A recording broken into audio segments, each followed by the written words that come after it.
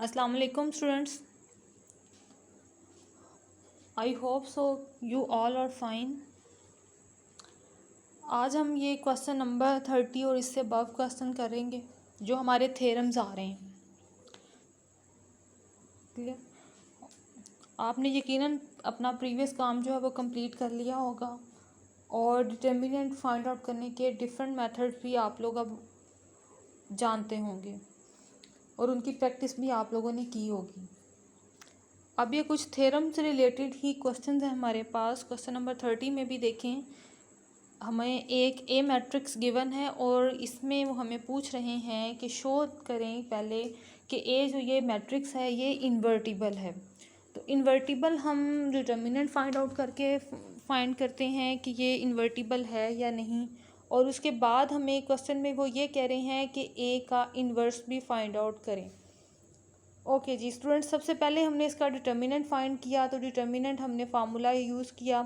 मैंने इसको R1 के अलॉन्ग एक्सपेंड किया। आप इसको C3 के अलॉन्ग भी एक्सपेंड कर सकते हो, R3 के अलॉन्ग भी एक्सपेंड कर सकते हो। ठीक है, इन दोनों वे से जल्दी हो जाएगा, लेकिन क्योंकि आप लोगों को फार्मूला A11 वाला याद करवाया हुआ है तो मैंने भी इसी तरह से ही सॉल्व किया है, लेकिन आप इसको R3 से भी रिजॉल्व कर सकते हो।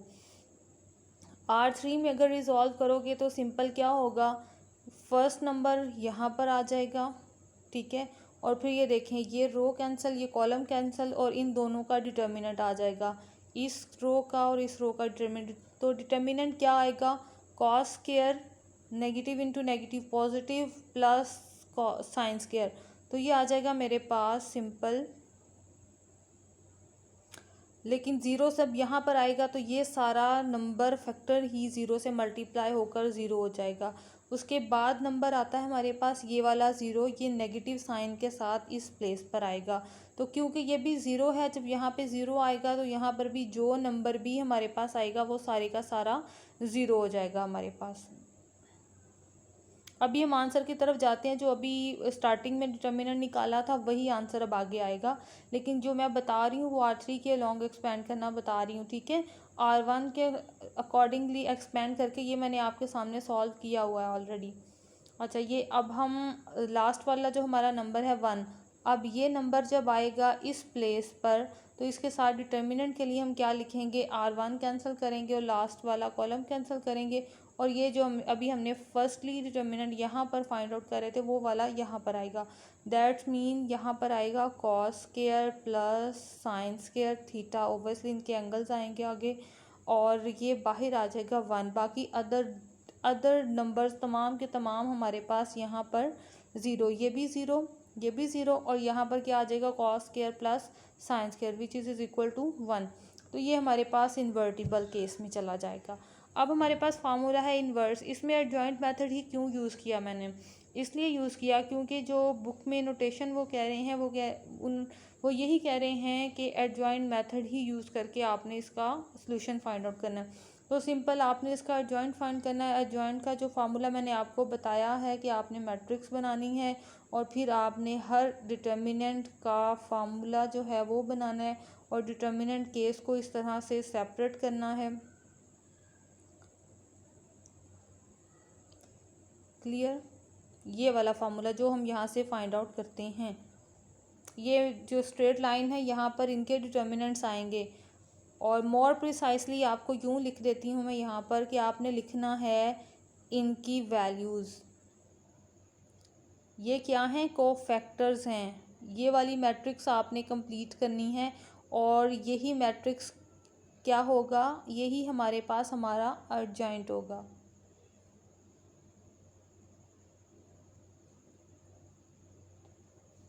क्लियर? आपने ये मैट्रिक्स फाइंड आउट करनी है। प्रीवियस वीडियो में से आपके पास मेथड आपके पास है, उस मेथड को फॉलो करें और ये वाले को फैक्टर्स फाइंड करो, यहाँ पे सब्स्टिट्यूट कर दें और आपका इन्वर्स आ जाएगा। क्वेश्चन नंबर 33 में देखें, determinant of A is equal to 1 हमें गिवन है और हमें कहा जा रहा है ए इन्वर्स फाइंड करें कि वो भी इंटीग्रल वैल्यूज़ ही रखता है अगर ए की तमाम वैल्यूज़ इंटीग्रल वैल्यूज़ हैं। तो सबसे पहले हमने रिज़ल्ट लिखा, ए हैज़ इंटीग्रल इंट्रीज़, ये तमाम जो हैं वो इंटीग्रल वैल्यूज़ आती हैं। We need to find this for A inverse, कि अब हम ये बताना चाह रहे हैं कि ए इनवर्स के लिए ये इंटीग्रल वैल्यूज़ रखता है। तो क्या किया, सबसे पहले मैंने फार्मूला लिया और फार्मूला में डिटर्मिनेंट ऑफ ए का आंसर 1 लिखा। सो अब यहाँ पे मेरे पास वैल्यू बन गई A inverse is equal to adjoint of ए।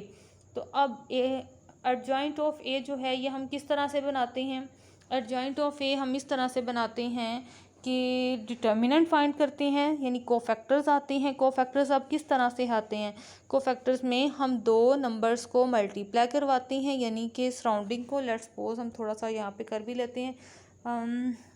हम कोफैक्टर्स किस तरह से बनाते हैं, या तो बाहर पॉजिटिव साइन होता है या नेगेटिव साइन होता है, क्लियर। और डिटर्मिनेंट केस लेते हैं।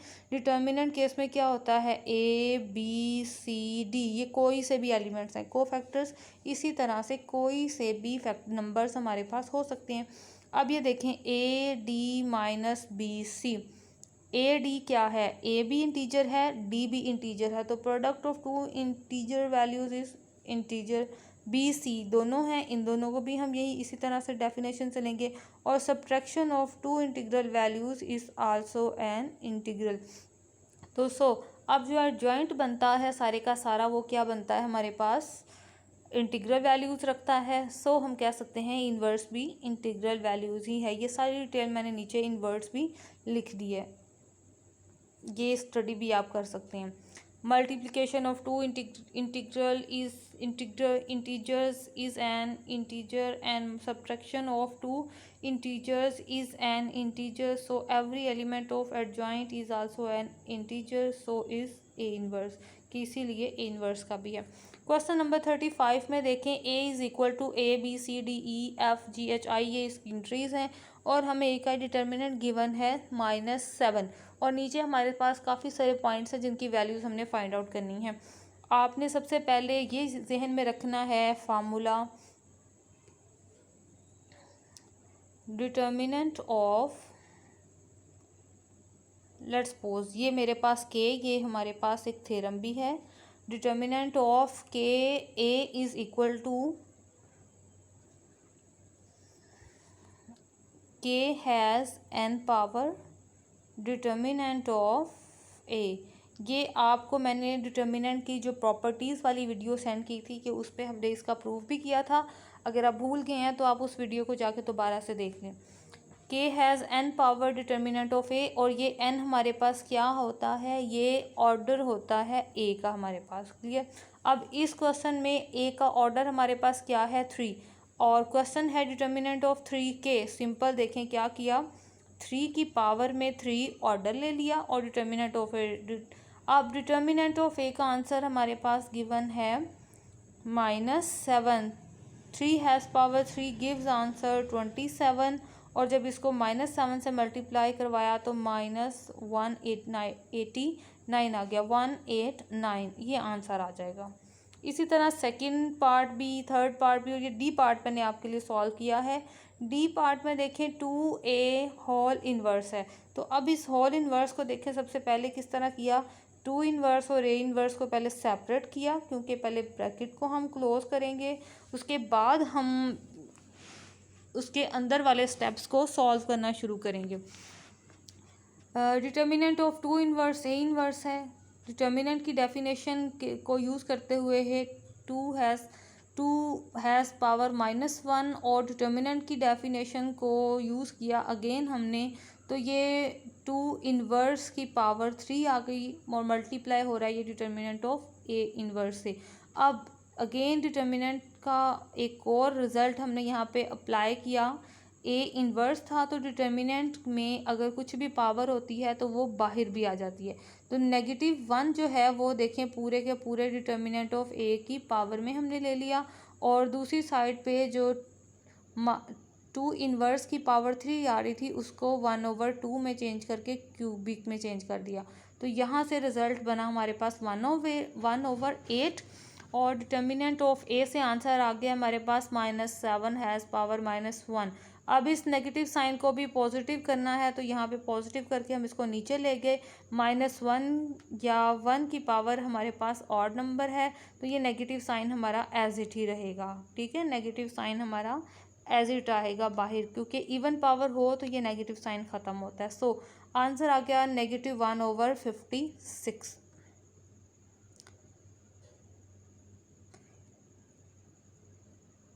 नेक्स्ट ये सी वाला पार्ट देखें, डिटर्मिनेंट ऑफ 2a इनवर्स। अब यहाँ पे सिर्फ a के ऊपर इनवर्स पावर है, 2 के ऊपर नहीं है, तो इसको आपने कैसे सॉल्व करना है। 2 has power 3, determinant of a inverse, तो a इनवर्स को आप फर्दर कैसे लिख सकते हो, डिटर्मिनेंट ऑफ a और कंप्लीट की पावर आ गई -1।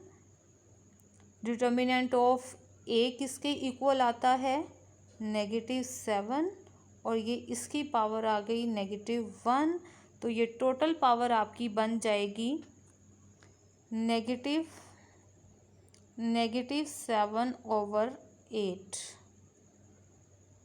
और अभी इसके ऊपर भी हमारे पास -1 है, जिसे अगेन नीचे लेके जाएंगे पॉजिटिव करने के लिए, तो ये रिज़ल्ट बनेगा हमारे पास -1/7 मल्टीप्लाई बाय 8।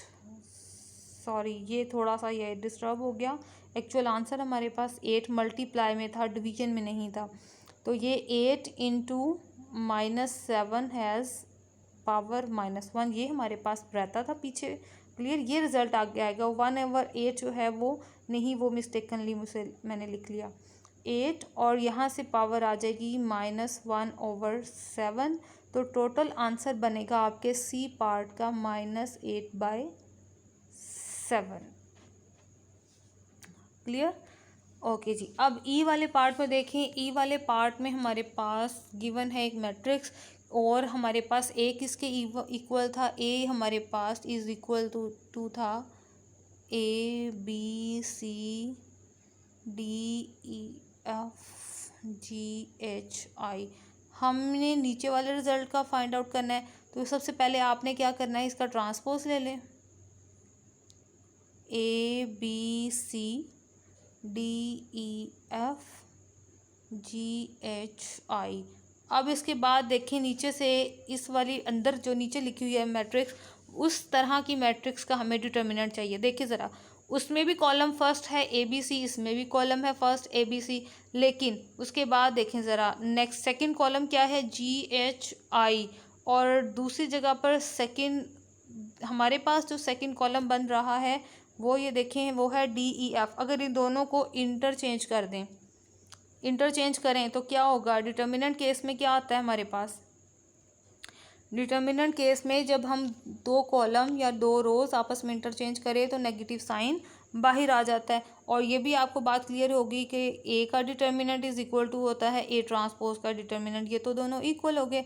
लेकिन अब ए डिटर्मिनेंट किसके इक्वल हमें गिवन है, -7, और ये भी किसके इक्वल है, -7।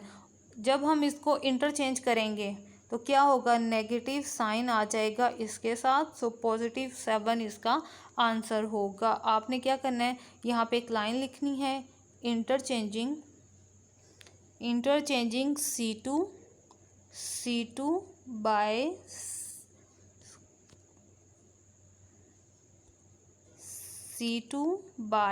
C3, ये दोनों इंटरचेंज हो गए, और जैसे ये इंटरचेंज होंगे आपकी ये वाली मैट्रिक्स बन जाएगी ABC,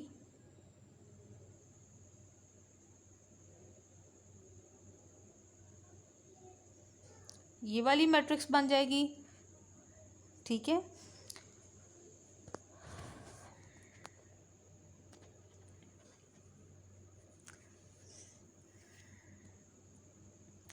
जिसका क्लियरली रिजल्ट आपके पास अपोजिट साइड पे, क्योंकि डिटर्मिनेंट ऑफ ए ट्रांसपोज लिखा हुआ है, जिसे हम चेंज करके नोटेशन इसमें लेकर आ रहे होते हैं। तो क्या होगा, जब आपके पास ये मैट्रिक्स से वापस हम ए मैट्रिक्स बना लेंगे, ABCD, ये ट्रांसपोज वाली मैट्रिक्स लिख रही हूँ मैं, DEFGHI,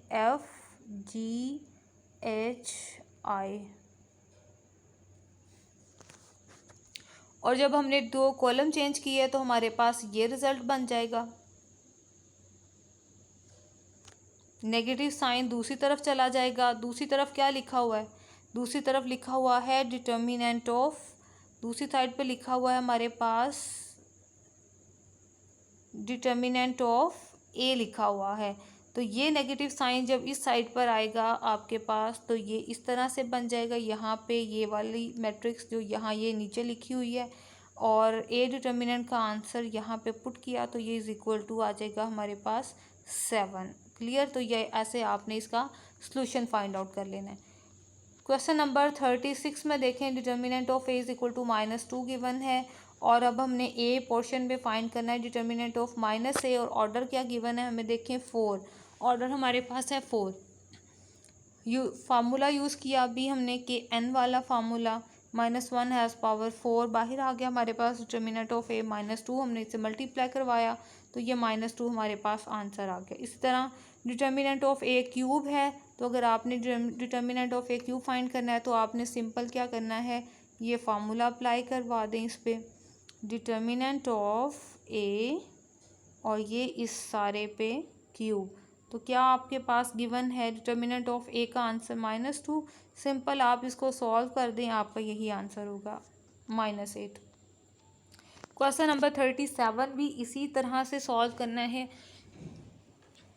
उसमें भी इसी तरह के डिटर्मिनेंट के फॉर्म्स हैं और उनको सॉल्व करना है, उसको आपने चेक कर लेना है। क्वेश्चन नंबर 38 देखें, let A is invertible use.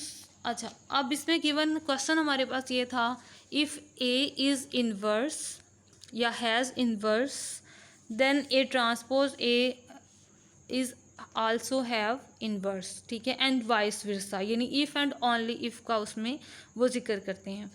तो इस कंडीशन में देखिए, सबसे पहले मैंने इसमें एक केस में यहाँ पे सॉल्व करी, दूसरा मैं आपको एक्सप्लेन करूँगी।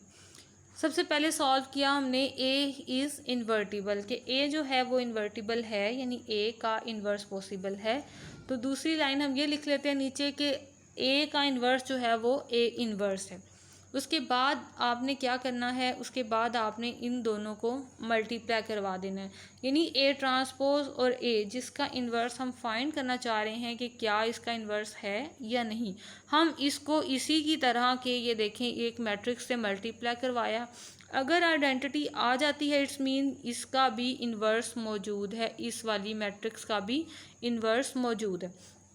तो सिंपल क्या किया, मल्टीप्लाई करवाया। मल्टीप्लाई किस डेफिनेशन से करवाया, ये ए इन्वर्स का लॉ अप्लाई करवाया हमने। क्लियर। ए इन्वर्स की डेफिनेशन कहती है कि ये चीज़ इज़ इक्वल टू हमारे पास है बी इन्वर्स और ये ए इन्वर्स, यानी ये चेंज हो जाते हैं। तो यहाँ से ये लॉ अप्लाई करवाया, उसके बाद यहाँ से ए इन्वर्स और ए ट्रांसपोज को इंटरचेंज किया। इंटरचेंज करने के बाद ये नीचे आए ज़रा, यहाँ से इन दोनों को कंबाइन करने के लिए हमने इन दोनों को पहले तो इकट्ठा लिखा। इकट्ठा लिखने के बाद इनके ट्रांसपोज को कॉमन लिया। तो ट्रांसपोज को जब आपने कॉमन लेना है, आपने ये याद रखना है कि ये इंटरचेंज होते हैं। ठीक है, ए फर्स्ट पे आ गया है और ए इन्वर्स बाद में चला गया। अब ये आइडेंटिटी बन जाएगी। आइडेंटिटी का ट्रांसपोज भी आइडेंटिटी होता है, वो अंदर से ख़त्म हो जाएगा। और अब नेक्स्ट हम जब इन दोनों को मल्टीप्लाई करवाएंगे तो तब फिर दोबारा से हमारे पास आंसर आइडेंटिटी। इसका मतलब है कि इसका इन्वर्स भी पॉसिबल है, तभी इन दोनों की मल्टीप्लिकेशन आइडेंटिटी के इक्वल आई है। अब इसी तरह आपने क्या करना है, इन दोनों को भी मल्टीप्लाई करवाना है सेम इसी डेफिनेशन से, आपकी आइडेंटिटी आ जाएगी। आपने स्टेप्स ऊपर वालों को अच्छे से फॉलो करना है। ठीक है, जब ट्रांसपोज दो ब्रैकेट के अंदर दो नंबर्स मल्टीप्लाई हो रहे हैं, उनके ट्रांसपोज को ओपन करना है या क्लोज करना है, या इन्वर्स को मल्टीप्लाई करवाना है या क्लोज करना है, तो आपने उनको अच्छे से ध्यान से ज़रा और उनके ऑपरेशन जो है वो उन पर अप्लाई करवाने हैं।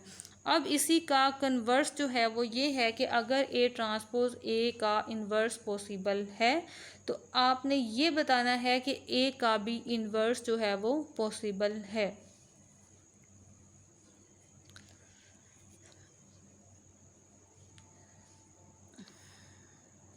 क्लियर।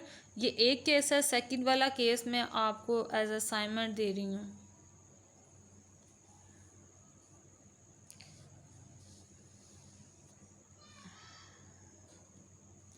अच्छा जी, अब ये नेक्स्ट 39 वाला क्वेश्चन है। 39 क्वेश्चन में हमें वो पूछ रहे हैं कि ए अगर एक स्क्वायर मैट्रिक्स है तो ये प्रूव करवाएं कि A determinant of A transpose A is equal to determinant of A transpose. तो अब जब ये एक बात क्लियर है हमारे पास कि दो प्रोडक्ट हो रही हों तो उनका डिटर्मिनेंट भी ऐसे सेपरेट लिखा जा सकता है, तो हमने उनकी डिटर्मिनेंट केस को सेपरेटली लिखा। उसके बाद अब a मल्टीप्लाई b, ये क्या है, कांस्टेंट। डिटर्मिनेंट से हमारे पास क्या रिजल्ट आता है, कांस्टेंट नंबर्स आते हैं।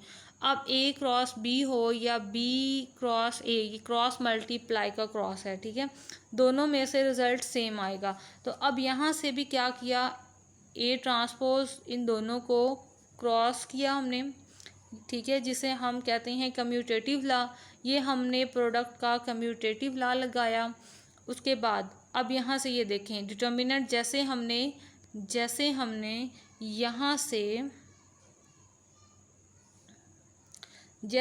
बच्चों यहाँ से डिटर्मिनेंट को प्रोडक्ट में सेपरेट किया था, यहाँ पे हमने प्रोडक्ट से वापस इनको कंबाइन कर दिया, तो यहाँ से ही हमारा ये रिज़ल्ट कंप्लीट हो जाएगा।